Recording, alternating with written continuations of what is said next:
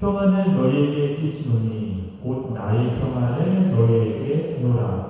내가 너희에게 주는 것은 세상이 주는 것과 같지 않느냐. 너희는 마음에 근심하지 말고 두려워하지도 말라. 아멘. 옛날 어느 마을에 아주 이름난 금세공 장인이 있었습니다.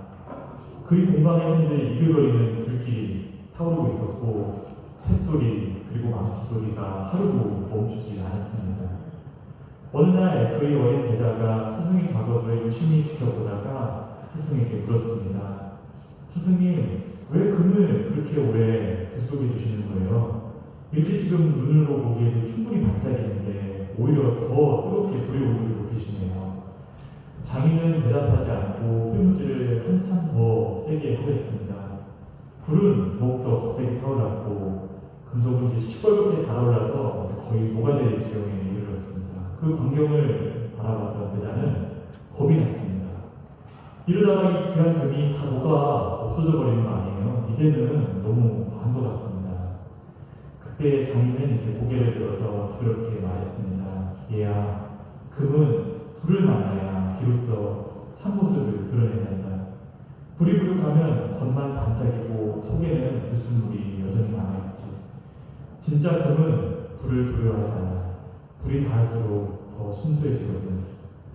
제자는 한참을 바라보다가 다시 조심스레 물었습니다. 그럼 금이 다 완성된 것인지는 어떻게 알 수 있나요? 장인은 잠시 미소를 머금고 불 속에 금을 조심스럽게 꺼내서 물 위에 담갔습니다. 칙하는 급히 열이 식는 그 소리와 함께 열이 급속히 식으면서 금이 품고 있던 그 금빛이 더욱 선명해지는 모습을 보게 되었습니다. 그리고 그는 제자에게 그 선명해진 그 금을 들어보면서 이렇게 말했다고 합니다. 내 얼굴이 이 금 속에 비칠 때랍니다. 그때가 너야 비로소 완성된 거랍니다. 이 장인의 한마디는 제자의 가슴에 오래 남았습니다. 제자는 나중에야 깨달은 것이죠. 스승이 금을 불 속에 그렇게 뜨겁게 넣은 이유는 그것을 태워 없애려는 것이 아니라 장인이 자신의 얼굴이 비칠 만큼 그 금을 깨끗하게 하려는 것이라는 것을, 곧 정금을 향한 사랑 때문이었다는 것을 말이죠. 하나님께서도 때로는 우리를 장인이 금을 재현하듯 하십니다. 우리가 느끼기에 우리의 삶을 참으로 혹독하고 뜨거운 불 가운데 두실 때가 있는 것이죠. 갑작스러운 질병, 관계의 상처, 계획의 좌절, 원치 않았던 막막한 소식, 혹은 간절한 마음으로 기도해도 뭔가 응답이 오지 않는 긴 침묵의 시간들. 그 불길 속에서 우리는 종종 아프게 묻습니다. 주님, 어째서입니까? 이 아픈 불길들은 도대체 무슨 까닭입니까? 그러나 하나님께서는 아직이 우리의 영혼에 속삭여 주십니다. 얘야, 내가 너를 괴롭게 하거나 멸망시키려는 것이 아니다. 내 형상이 내 안에 비칠 때까지, 내가 정금같이 나오기까지 내가 신실하게 일하고 있는 것이다. 우리는 때로는 이렇게 생각합니다. 믿음이 좀만 더 깊어지면 나를 지금 이 괴롭게 하는 거센 환경의 불길도 하나님을 권능에 힘입어서 원하는 시점에 언제든지 사그라들게 하거나 꺼뜨릴 수 있을 테니까 훗날 가서 지켜보면 나의 삶은 대체로 복되고 평안한 것이 될 것이라고 말이죠. 물론 소중한 믿음의 고백입니다. 하지만 성경은 때로는 우리 기대와는 다른 이야기를 보여주기도 합니다. 성경에 따르면 믿음이 자라날수록 완성되어져 갈수록, 그러니까 하나님께 그 마음의 중심을 가까이 가져갈수록, 혹은 하나님께서 각별하게 사랑하시는 사람일수록 그를 향한 불이 세기는 도리어 더 거세지는 것 같습니다. 요셉은 하나님의 꿈을 품었기 때문에 노예가 되었고, 다윗은 기름 부음을 받았기 때문에 광야로 내몰려 사울에게 쫓겼습니다. 모세는 부름을 받았기 때문에 위대한 광야에서 40년간 외로움을 겪었고, 예수님조차도 성령님께 이끌려서 광야로 가셨다고 성경은 말씀하고 있는 것입니다. 어째서 하나님께서는 사랑하시는 자를 이처럼 불 가운데 두시는 것일까요? 죄가 너무도 깊어서? 하나님께서 그를 너무나 미워해서? 모두 아닙니다. 그 이유는 단 한 가지입니다. 하나님께서는 그분의 형상이 우리를 통해 드러나도록 우리 신령을 금과 같이 빚어내길 원하시기 때문입니다. 하나님께서 사랑하시는 사람을 향한 하나님의 목적은 편안한 삶이 아니라 그것뿐만이 아니라 하나님을 바라보면서 하나님을 드러낼 수 있는 거룩한 사람인 것입니다. 그리고 바로 그 거룩한 속에서 세상이 감히 흉내낼 수도 없는 하나님과의 동행, 곧 참된 평안이 자라나는 것이죠. 불은 아픔이 상징이지만 동시에 창조의 도구입니다. 하나님은 고통을 사용하셔서 우리를 재창조하십니다. 그리고 불이 다 꺼지고 남은 것은 재가 아니라 정금인 것입니다. 그 정금이 표면에 비치는 것은 더 이상 세상이 평가해주는 나의 어떠함 혹은 상황에 따라 변화하는 나의 얼굴이나 나의 감정이 아니라 하나님의 얼굴, 곧 하나님으로부터 오는 참된 평안인 것입니다. 하나님은 우리를 즉시 불에서 꺼내서 평안을 안겨주시는 분이 아니라 이미 불 속에서도 평안을 심어주시는 분인 것입니다. 우리의 평안은 고통이 사라짐으로써 그 결과로서 오는 평안이 아니라 고통 한가운데서 하나님께서 여전히 나와 함께 하시는 믿을 때, 그러니까 여전히 문제가 우리 눈앞에 그대로 있음에도 이미 하나님이 섭리에 따라서 지금 잘 이미 극복된 것으로 받아들이는 그 큰 믿음이 평안으로부터 찾아온 것입니다. 오늘 본문 요한복음 14장 27절에서 주님은 이렇게 말씀하십니다. 십자가 고난이라는 엄청난 문제를 눈앞에 둔 시점에서 우리에게 주시는 말씀인 것입니다. 평안을 너희에게 끼치노니 곧 나의 평안을 너희에게 주노라. 내가 너희에게 주는 것은 세상이 주는 것과 같지 아니하니라. 너희는 마음에 근심하지도 말고 두려워하지도 말라. 주님이 주시는 평안은 어떤 평안입니까? 왜 세상이 주는 평안하고는 다르다고 하셨을까요?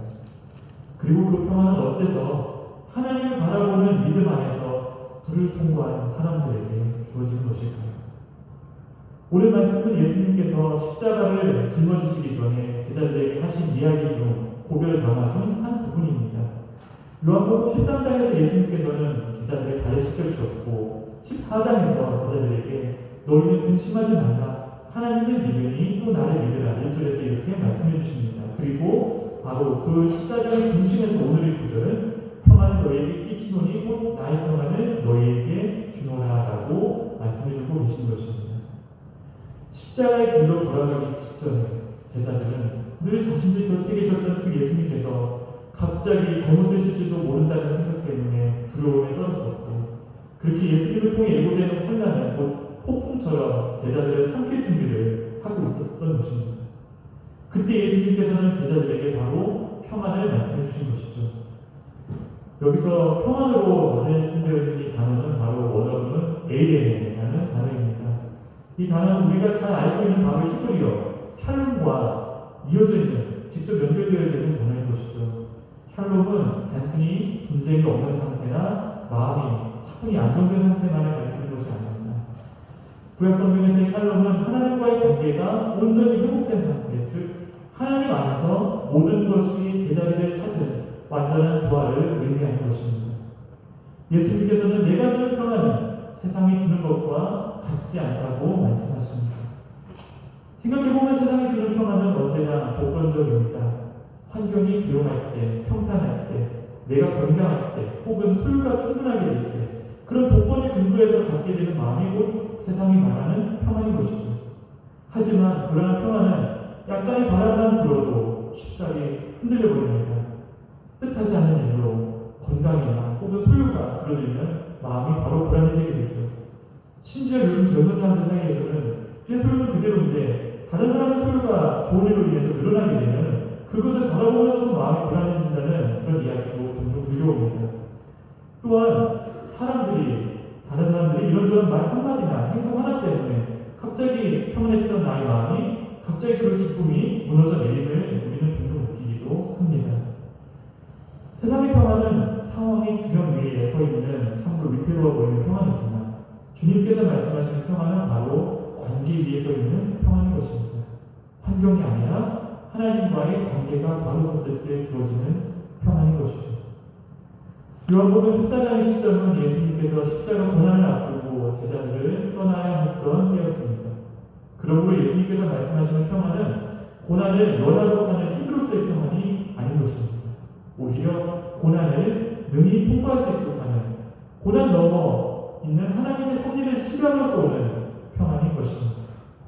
이 십자가의 시간이 지나야만 우리에게 예수님의 보혈로 인한 구원, 그리고 성령님이 내주 내재하심이 주어지기 때문에 예수님께 있어서 이 고난은 반드시 통과되어야만 하는 것이었습니다.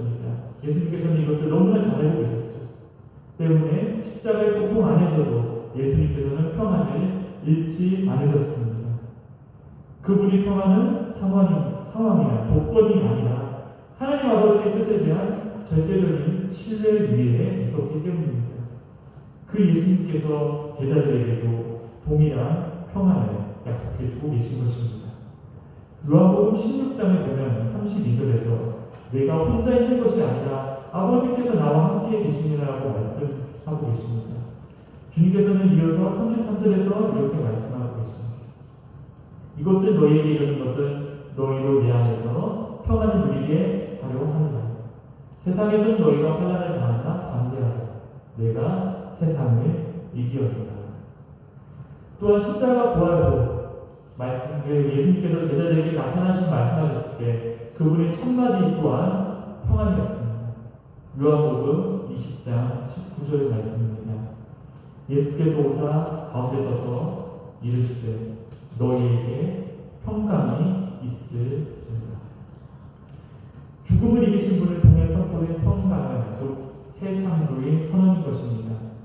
주님께서 십자가에서 흘리신 피가 이제 죄와 사망을 무너뜨리고 그로 인해 하나님과 인간 사이 막힌 담이 허물어진 것입니다. 진짜 칼로 하나님과의 관계고 하나님과의 화평이 예수님의 이름으로 가능해진 것입니다. 예수님은 고난을 다 끝내고서야 평안을 말씀하신 것이 결코 아닙니다. 고난 이전에 이미 평안을 말씀하셨습니다. 그리고 그 평안을 갖고 고난을 통과함으로써 참된 평안을 완성하신 것입니다. 그러므로 주님이 주시는 평안은 우리의 문제가 사라질 때 오는 것이 아니라 문제 한가운데서 하나님께서 여전히 우리의 주권자 되심을 신뢰할 때 오는 평안인 것입니다. 복음서에서는 주님께서 풍랑을 잠잠케 하시는 장면이 나옵니다. 대표적인 것이 마태복음 8장 23절에서 27절까지의 말씀이시죠. 거기서 이제 예수님께서 말씀으로 파도를 잠잠케 한 사건이 나옵니다. 제자들은 갑작스럽게 일어난 풍랑에 휩쓸려서 죽을 것만 같은 고통을 느낍니다. 하지만 그때 예수님께서는 배 안에서 잠자고 계셨죠. 제자들의 다급함과 요동함에 예수님께서 깨어나셔서 하신 말씀은 단순했습니다. 마태복음 8장 26절입니다. 어찌하여 예수께서 이르시되 어찌하여 무서워하느냐 믿음이 작은 자들아 하시고 그 다음에 바람과 바다를 꾸짖으시니 곧 풍랑이 잔잔하게 되어지죠. 예수님께서는 풍랑을 급히 서둘러 없애주실 수도 있었지만 먼저 무서워하지 말라는 말씀으로 제자들의 마음의 폭풍을 먼저 멈추게 하셨습니다. 예수님께서 그 배 안에 계셨기 때문에 사실 그 배는 이 세상 어느 곳보다도 이미 가장 안전한 곳이기도 하였습니다. 예수님께서 배 안에 계실 때, 내 안에 거하실 때, 그때부터 이미 평안을 시작된 것입니다. 그 평안이 바로 세상이 줄 수 없는 평안. 예수님께서 십자가를 앞에 두고도 제자들에게 나눠주고자 하셨던 하늘의 평안인 것입니다. 우리가 평안을 잃어버리는 이유는 대부분 눈앞의 상황, 시련, 즉 고난 때문입니다. 몸의 질병, 관계의 상처, 경제적 어려움, 뜻대로 되지 않는 현실. 우리는 본능적으로 이렇게 생각합니다. 내가 평안하려면 내가 더는 이런 것들을 보지 않아야 돼. 이런 것들을 겪지 않아야만 해요. 하지만 성경은 전혀 다르게 말씀합니다. 고통이 사라져야 평안이 오는 것이 아니라 고통을 통과함으로써 평안이 완성된다는 것이죠. 이 역사를 가장 분명히 보여주는 말씀이 바로 베드로전서 1장 6절에서 7절 말씀입니다. 그러므로 너희가 이제 여러 가지 시험으로 말미암아 잠깐 근심하게 되지 않을 수 없으나 오히려 크게 기뻐하노라. 너희 믿음의 확실함은 불로 연단하여도 없어질 금보다 더 귀하여 예수 그리스도께서 나타나실 때 칭찬과 영광과 존귀를 얻게 할 것입니다. 여기서 베드로는 여러 가지 시험이라는 단어를 사용합니다. 헬라어로 포이필레오스, 페라스모스, 다양한 색깔의 시련이라는 이런 단어를 사용하고 있는 것이죠. 하나님께서 우리를 다루시는 불은 한 가지 색깔만이 아닙니다. 참으로 다채롭습니다. 어떤 사람은 질병, 어떤 사람은 관계, 어떤 사람은 절망감이나 좌절의 불꽃 속을 지나갑니다. 하지만 이 모든 불은, 우리가 믿음 안에서 겪는 이 모든 불은 같은 목적을 향합니다. 그것은 우리 안의 믿음을 정금처럼 정결하게 만드는 것입니다. 베드로는 여기서 믿음을 금에 비유합니다. 금은 불을 통해 정제되죠. 불은 금을 해치는 것이 아니라 금을 가짜와 분열시키는 도구가 됩니다. 둘 다 똑같이 반짝이는 것처럼 보이고 진짜 금은 불을 통과하고 남아있지만 가짜 금은 녹아 사라집니다. 하나님은 우리 심령에 진짜 믿음을 빚으시기 위해 잠시 불을 허락하십니다. 그분은 우리를 불쌍히 여기시지만 그보다 더 깊은 사랑으로 우리를 빛나게 만드십니다. 그래서 불시험은 하나님의 진노가 아니라 온전히 기쁘게 여겨야 할 하나님의 손길이 되는 것입니다. 야고보서 1장 2절에서 4절은 이러한 시험을 또 다른 각도에서 설명해주고 있습니다. 내 형제들아, 너희가 여러 가지 시험을 당하거든 온전히 기쁘게 여기라. 이는 너희 믿음의 시험이 인내를 만들어내는 줄 너희가 알느냐. 인내를 온전히 이루라. 이는 너희로 온전하고 구비하여 조금도 부족함이 없게 하려 합니다. 야고보 사도는 기쁘게 여기라고 말합니다. 여기서 그리스도 원문에는 기쁨으로 여기기로 결단하라는 명령이 들어있는 것입니다. 시련이 한가운데서 고백되는 하나님 감사합니다라는 기도를 통해 누리는 기쁨은 단순히 감정이 아니라 의지적 믿음의 선택이라는 것이죠. 기쁨을 선택할 수 있는 이유는 하나님이 주시는 시험은 우리를 파괴하거나 무너뜨리기 위한 것이 아니라 이 인내를 만들어내는 하나의 과정임을 고백할 수 있기 때문입니다. 여기서 인내, 휘포모네라는 것은 그저 참는 것만을 의미하지 않습니다. 그것은 외부의 윤리 속에서도 주어진 자리를 잘 지키는 영적인 견고함을 뜻합니다. 즉 폭풍이 와도 요동치 않을 만큼 깊은 뿌리를 내린 아름드리 나무와 같이 하나님 안에서 흔들리지 않는 마음이 평안한 것입니다. 그 인내가 완성되면 야고보는 조금도 부족함이 없는 사람, 텔레이오스가 된다고 말하고 있습니다. 여기 텔레이오스라는 이 단어는 종료, 결과, 끝을 의미하는 텔로스라는 단어에서 이제 파생된 단어인데 사람을 뜻하는 말입니다. 부족함이 없는 사람, 잘 마친 사람, 끝마친 사람 이런 뜻으로도 사용할 수 있죠.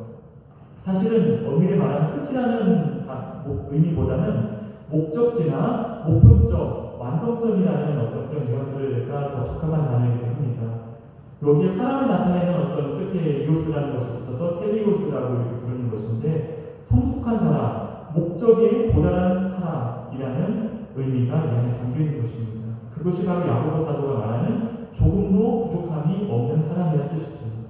즉, 불 속에서 빚어진 이 정금 같은 믿음은 반드시 하나님께서 원하시는 성숙의 자리에 이르게 된다는 것입니다. 이처럼 믿음 안에 있는 사람들이 겪는 고통은 우리의 평안을 빼앗는 것이 아니라 오히려 진정한 평안을 빚어내는 귀한 시간이 되는 것입니다. 하나님은 고통을 통해 우리 마음의 의지처를 하나씩 제거해 가십니다. 사람에게서, 물질에게서, 환경에게서 우리가 은연중 기대했고 때로는 누렸던 평안을 더는 발견할 수 없게 될 때 우리는 마침내 이렇게 고백하게 됩니다. 주님만이 나의 평안이십니다. 이것이 바로 불시험 곧 연단의 목적입니다. 불은 믿음을 금과 같이 정결케 하고 연단은 마음의 뿌리를 하나님을 향하여 깊이 내리도록 하는 것이죠. 초대 교회 중에는 사막의 교부들이라고 불리는 분들이 계셨습니다. 그들은 대체로 이제 알렉산드리아와 나일 가까이 어떤 번영, 활발한 사람들이 경제활동하는 그런 복창지대를 떠나서 광야, 사막으로 들어가서 하나님과 독대하는 시간을 가졌습니다. 성지 수련을 가신 분들은 이제 사막 한가운데 이 사막 교구들이 생활하면서 주님의 뜻을 묵상하며 주님 앞으로 나아간다는 것을 이렇게 설명을 드릴 수 있겠습니다. 어느 날 한 제자가 어느 교부에게 물었다고 합니다. 스승님, 어째서 이렇게 늘 고통스러운 곳에서만 지내십니까? 여기는 너무나 덥고 외롭고 아무것도 없습니다. 그 교부는 제자에게 조용히 답했습니다. 이야, 이곳에서는 나 자신이 더 이상 하나님 외에는 의지할 것이 없다는 걸 알게 된다면, 그리고 그 순간 나는 비로소 참된 평안을 얻는단다. 하나님께서 우리를 광야로 부르실 때 그분은 우리를 열기와 목마름 가운데 고통스럽게 하려는 것이 아니라 오직 그분 안에서만 평안을 누릴 수 있도록 우리를 인도하고자 하시기 때문에 우리를 광야로 부르실 것입니다. 그래서 진짜 평안은 사막의 광야에서 피어나게 되는 것이죠. 물 한 방울 없는 곳에서 자라는 작은 들꽃과 같이 하나님 한 분만으로 만족하는 영혼이 바로 평안의 사람이 되는 것입니다. 하나님을 바라보는 사람이 누리는 평안은 그저 고통이 멈춘 자리에서 오는 것이 아닙니다. 도리어 불이 지나간 자리에서 오는 것입니다. 그 불이 우리 교만을 태우고 자아를 태워버리고 내가 의지하는 모든 인간적 어떠한 자랑거리를 태워버리고 그 위에 새로운 생명이 자라납니다. 그것이 바로 하나님께서 주시는 최종적인 평안의 한 형태인 것입니다. 이 평안은 더 이상 흔들리지 않습니다. 왜냐하면 그것을 세상이 만들어주고 지정해주고 가르쳐준 그 평안이 아니라 불과 눈물 속에서 하나님께서 직접 빚어올리신 정금 같은 평안이기 때문입니다. 평탄한 길에서 누리는 평안은 쉽게 무너집니다. 하지만 눈물로 빚어진 평안은 결코 무너지지 않습니다. 그것은 이 불을 통과하여 빚어진 정금 같은 것이기 때문입니다. 불을 통과하는 듯한 시기를 지나신 적이 있습니까? 혹은 지나고 계십니까? 하나님께서 나의 삶에 불의 시간을 허락하셨다면 그 불은 나를 해치거나 나를 태우기 위한 것이 아니라 바로 정금처럼 빚어내기 위한 것임을 바라보아야 할 것입니다. 마침내 불이 꺼진 자리에서 이전에는 결코 고백할 수 없었던 고요와 평안을 선물해 주시기 위한 것이죠. 그때 우리는 깨닫게 될 것입니다. 어떤 상황에서든 흔들리지 않는 기쁨과 감사야말로 결코 세상이 주는 평안일 수 없는 것입니다. 주님께서 나를 다루면서 마침내 하나님으로부터 오는 평안을 경험하고 고백하게 하셨구나. 고난에 지친 우리는 때로 이렇게 생각하곤 합니다. 하나님을 끝까지 믿으면 지금은 괴로울지라도 결국 평안이 찾아올까요? 하지만 성경은 조금 더 깊은 차원의 진리를 우리에게 보여줍니다. 하나님을 신뢰할 때 그 즉시 평안이 찾아옵니다. 하나님이 존재하시는 아는 것을 넘어서 그 하나님께서 나를 사랑하시며 나의 삶을 책임지신다는 것을 분명히 알고 그분이 선하심에 모든 것을 맡길 때 평안은 바로 그 맡김의 자리에서 꽃처럼 피어나게 될 것입니다. 이사야 선지자는 이처럼 주님께 맡긴 자들을 주께서 친히 평강하도록 지킨다고 고백합니다.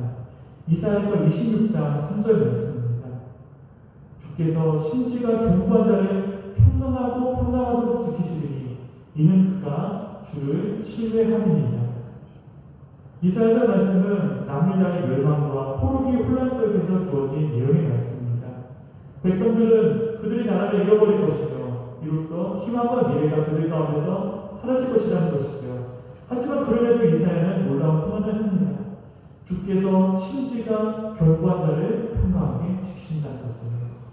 여기서 심지, 예세르라는 단어는 마음의 방향, 생각의 중심, 정신의 초점을 의미합니다. 즉 하나님께서 이 마음의 초점이 하나님께 고정된 사람, 환경이 아니라 하나님을 바라보는 사람을 지키신다는 것을 가리키는 것이죠. 하나님께서는 그런 자를 친히 평강으로 지키신다고 약속해 주십니다.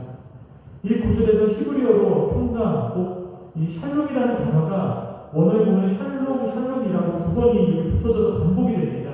그것을 우리는 성경에서 평강하도록이라고 번역을 한 것이죠.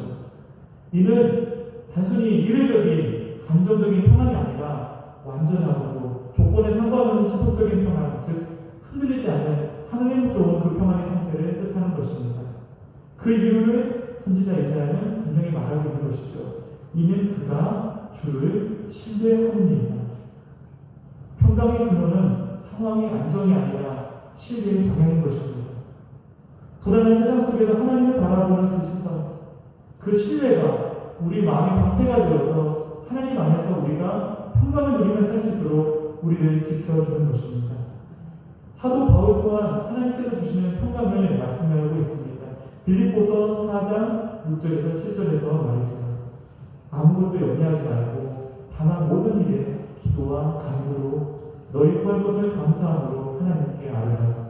그리하면 모든 지각에 뛰어난 하나님의 평강이 그리스도 예수 안에서 너희 마음과 생각을 지키시리라. 이 빌립보서 말씀은 다름 아닌 바울이 감옥에서 쓴 편지입니다. 구속당한 채로 묶인 채로 그는 기뻐하라, 평안을 누려라라고 말하고 있는 것입니다. 어떻게 그럴 수 있었을까요? 그의 상황은 전혀 평안하지 않았지만 그의 내면은 하나님께 완전히 맡겨져 있었기 때문입니다. 여기서 지키시라는 이 헬라어 단어 폴레세이라는 단어인데, 이것은 군대가 단단하게 이렇게 지어진 성벽, 요새를 이렇게 군대가 자리 잡고 지키는 모습에서 나온 단어인 것입니다. 곧 하나님의 평강이 마치 성벽처럼 우리 마음을 둘러싸서 보호한다는 뜻입니다. 그 보호의 성벽은 과연 어떻게 세워진 것입니까? 바울은 그 비밀을 이렇게 말하고 있는 것입니다. 아무것도 염려하지 말고 감사함으로 하나님께 아뢰라. 즉 평안을 얻는 길은 염려를 없애는 것이 아니라 염려를 하나님께 옮겨드리는 것입니다. 기도는 우리가 문제를 해결하기 위한 수단이 아니라 문제를 하나님께 맡겨드리는 신뢰의 행위인 것입니다. 그때 모든 지각, 곧 인간의 모든 지혜를 초월한 평강이 우리의 마음과 생각을 지키기 시작한다는 것입니다. 세상이 우리에게 심어주는 감정은 통제입니다. 우리는 우리가 아느나 가급적 모든 것을 안전하게 통제하고 싶어 합니다. 계획을 세우고 그에 맞춰서 사람을 움직이고 상황을 잘 관리할 수 있을 때 그제서야 마음의 안도감을 느낍니다. 하지만 하나님은 우리의 통제권을 이 불이 연단을 통해 부수십니다. 그 이유는 통제는 불안의 시작이요 신뢰는 평안의 뿌리이기 때문입니다. 신뢰하지 못하는 사람은 평안을 얻을 수 없습니다. 끊임없이 의심하고 계산하고 대비하기 때문에 그 마음에는 결코 쉼이 없습니다. 하지만 하나님께 모든 것을 맡긴 사람은 상황과 무관하게 쉴 수 있습니다.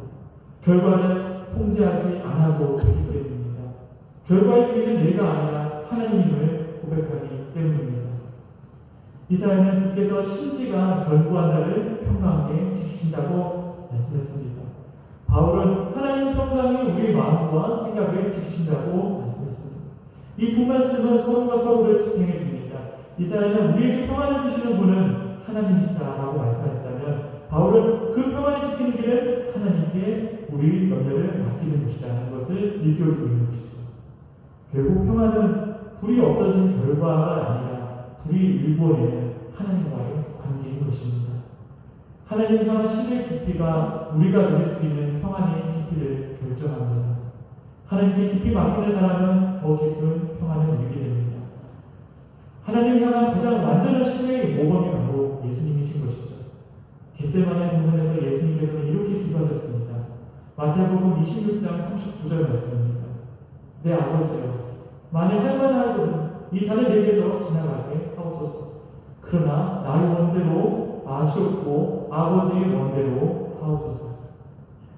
이 기도는 순종의 기도를 누리는 것이 평안의 기도인 것입니다. 십자가의 두려움이 다 사라진 것이 아니라 그 마음을 하나님께 아예 그냥 온전히 다 맡겨버림으로써 더 이상 이 두려움을 가지지 않는 놀라운 기도인 것입니다. 그래서 예수님께서는 고통 중에서도 끝까지 흔들리지 않으셨습니다. 예수님께서 가지신 그 신뢰가 바로 예수님이 평안이었습니다. 그런 그 평안은 하나님을 향한 신뢰의 열매입니다. 하나님께 삶의 무게를 맡길 때 마음의 무게가 없어집니다. 하나님께 결과를 맡길 때 현재의 불안이 사라지는 것입니다. 내가 할 수 있는 일들을 해야 할 나는 지극히 평안한 마음으로 이렇게 잘 걸어갈 수 있게 되는 것입니다. 우리가 붙들어야 할 것은 상황이 주는 감정이 아니라 하나님을 향한 신뢰입니다.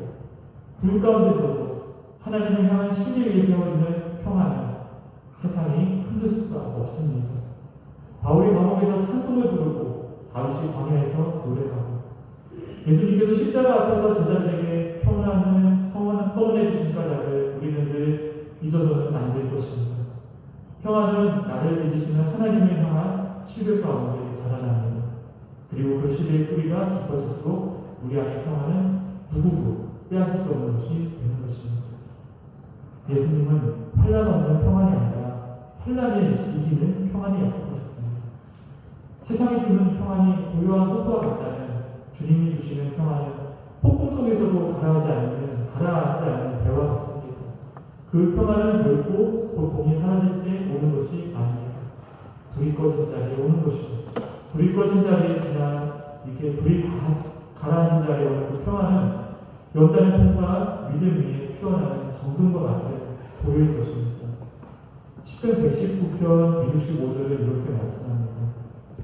주의 법을 사랑하는 자에게는 큰 평안이 있으니 그들에게 장애물이 없으리이다. 10편 기자는 큰 평안, 샬롬 라브라고 해서 큰 평안이라고 말하고 있습니다.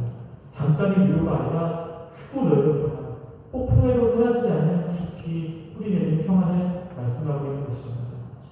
이 평안은 어디서 오는 것입니까? 주의 법을 사랑하는 자에게, 즉 하나님의 말씀에 마음을 두는 자에게 오는 평안인 것입니다. 말씀을 사랑한다는 것은 그저 말씀을 동동 읽는 것을 넘어서 하나님의 그 말씀의 감동을 마음에 늘 두고 신뢰한다는 의미인 것입니다. 그 신뢰가 결국 그리스도 안에 큰 평안을 받습니다. 하나님께서 오늘도 나를 신뢰하라고 말씀해 주십니다. 그 결과로 우리에게 평안이 주어지는 것이기 때문입니다. 믿음은 순종으로 완성되고 순종은 신뢰로부터 시작됩니다. 그리고 신뢰는 언제나 평안을 낳습니다. 그 평안은 세상적인 쾌적함이나 감정적 안도감이 아니라 하나님께서 나를 다스리고 계신다는 확신에서 비롯된 고요한 기쁨입니다. 하나님을 향한 신뢰 속에서 피어난 혈로 평안이 깊은 사람은 이렇게 말할 수 있습니다. 주님이 계시니 괜찮습니다. 예수님은 내가 세상을 이겼다라고 말씀해 주십니다. 그 말은 곧 너희가 내 안에 있으면 이미 이긴 자라는 선언인 것입니다. 그러므로 성도의 평안은 미래형이 될 수 없습니다. 반드시 현재형인 것입니다. 불 속에서도 감옥 속에서도 혹은 눈물 속에서도 주님 안에 거하는 자는 이미 평안을 소유하고 있는 것이죠. 그 평안은 우리 안에서 하나님을 향한 신뢰의 고백으로 자라나게 되는 것입니다. 주님, 저는 이해하지 못하지만 신뢰합니다. 주님, 제 뜻은 무너졌지만 대신 주님 뜻이 서기를 원합니다. 주님, 제 마음은 흔들리지만 제 영혼은 주 안에 머뭅니다. 이 믿음의 고백이 바로 불을 지나 평안에 이르는 사람의 노래인 것입니다. 정동이 빚어내고자 하는 그 장인의 손길을 우리가 신뢰하는 것처럼 하나님께 우리 자신을 온전히 맡길 때 하나님께서는 비로소 우리에게 참 평안을 선포해 주실 것입니다. 이제 나의 평안이 너희 안에 갇힌구나. 불을 통과한 너는 나의 평안을 진실로 가진 자이다. 끝으로 나눈 찬양은 찬송가 412장입니다. 이 찬송가의 가사는 오랜 호넬이라는 목사님이 미국의 목사님이 쓰신 가사인 것입니다. 당시 미국은 도시, 시카고나 이제 뉴욕 같은 대도시가 확장해 나가고 또 급속한 산업화로 인해서 그들이 빠르게 세속화가 되고 있었다고 합니다. 많은 사역자들이 이런 시대상의 급격한 변화 가운데 소문과 현실 사이에서 깊은 낙심을 겪고 있었다고 합니다. 코넬 목사님 역시 낙담으로 인해 영적으로 깊은 침체에 빠졌었던 때가 있었는데요. 그런 어느 날 그는 뉴욕 북부의 한 복음 집회 장소에서 홀로 기도하던 중에 말로 평안할 수 없는, 말로 형용할 수 없는 그 내면의 평안을 경험할 수 있었습니다. 그는 그 평안이 외적인 환경의 변화 때문이 아니라 하나님께 자신을 완전히 맡겼을 때 임하는 그 평안임을 깨닫습니다. 그래서 그는 즉시 노트에 이렇게 썼습니다. Deep in the heart of my soul, a melody peace began to flow. 내 영혼 깊은 곳에서부터 평화의 노래가 흘러나오기 시작했다. 그렇게 기록된 것이 바로 오늘 우리가 보는 이 찬송가의 첫 말이었습니다. 오늘 우리 마음이 불 속에 있음을 느끼더라도 낙심하지 맙시다. 그 불은 우리를 정결하게 하고 그 연단은 하나님을 향한 신뢰를 낳는 그 시대는 평안을 꽃피웁니다. 그리고 그 평안은 세상이 줄 수도 빼앗을 수도 없습니다. 그것은 십자가를 이기신 주님이 평안이기 때문입니다. 그분이 우리 안에 거하신다. 그 평안은 영원히 꺼지지